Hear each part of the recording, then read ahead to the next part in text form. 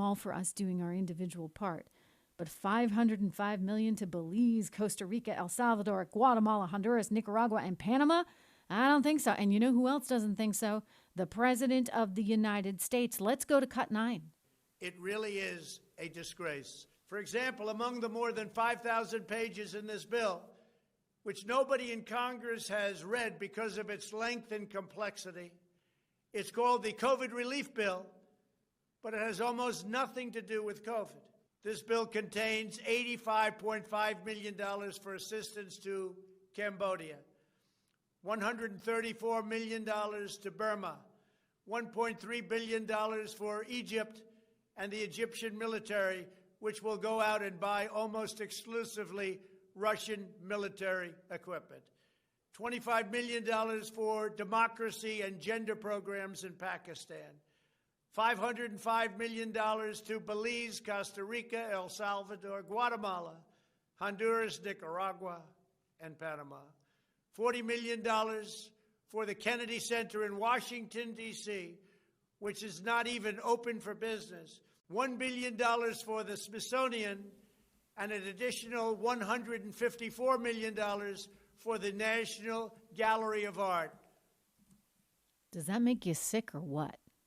Really, I mean, it just turns my stomach when you think of all the little kids, right, in America that need something right now, all the families that need some help right now. And here we are giving $40 million to the Kennedy Center, which laid off its musicians after it got its first check first time around with the stimulus package and isn't even open.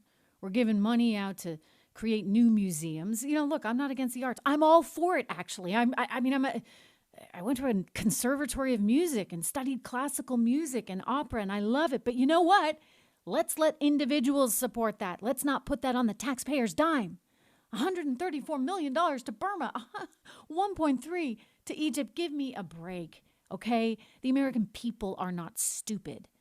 Don't steal our money from us and scatter it around the world, especially now. And who's going to stand up for us? I asked that question. Who's there fighting for the American people? Because I'll tell you, both sides are in on this one. Good for the president for calling it out. But you've got Republicans and Democrats alike that are all willing to just shove this thing through. Nearly 6,000 pages that they haven't even read. Okay, I'm getting fired up, and I know you're fired up too. So let's go to the call line so I can transfer some of my emotion over to you guys and take a little breath. Who have we got, Eric? Let's start with Bill right now on the lines. Merry Christmas, Bill. Merry Christmas, Trish. You're doing a great job, and thanks for taking my call. What I'd like to know is specifically which representative or senator put each of these line items into this bill so that the voter knows which politician of theirs thinks it's more important to give this money overseas than to help businesses and Americans. Bill, that is a phenomenal question, and we need to know that. Now, I have not read this thing in its entirety. I mean, it just came out last night, right? And it's nearly 6,000 pages. I'm a fast reader, but hey, let's be clear. It took me all Easter weekend to get through Volume 1 and Volume 2 of the Mueller Report. So this one will take me, all of Christmas and then some? But, you're right. We need to know that because we got to be able to go back and hold these people accountable. It feels like there's no accountability whatsoever in Washington. No, exactly. I love that. And I want, because I want to trace it back. It's like follow the money, follow the money, follow the money. Because that's so, I think, it gives you so much insight into what's really going on. Bill, thank you for calling. Merry Christmas. And let's all get on that because we need to know who is responsible for what. We have another caller. Did you say it was Mark, Eric? Mark joining us right now. Mark, welcome. Merry Christmas. Merry Christmas to you and everyone on your show.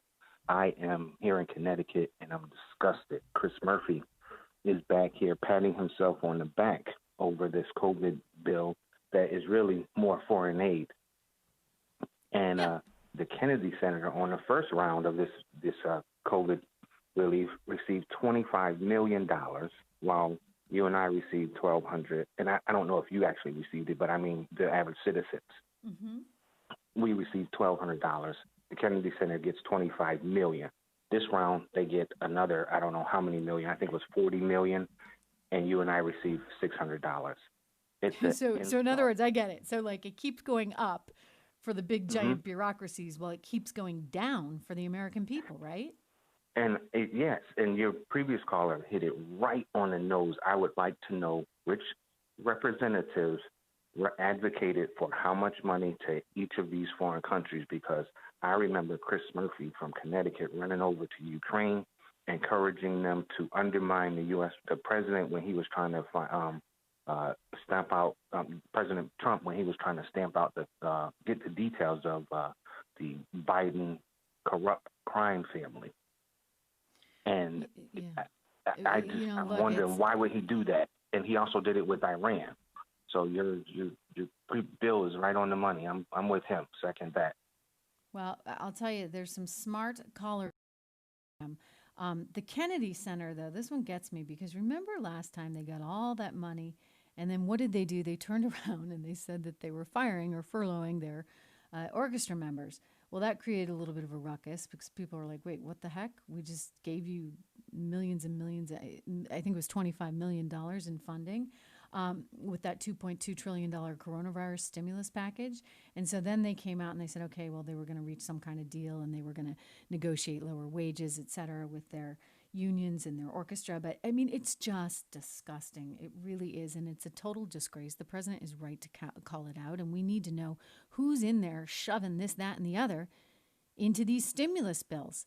This relief package, as they call it, this is no relief package. This is one big giant giveaway to everybody's pet project at the end of the 4 years for Donald Trump, at the end of the year. And it's time we do something about it. I am Trish Regan. I hope you're listening to my podcast. If you haven't, please do go and subscribe to the podcast.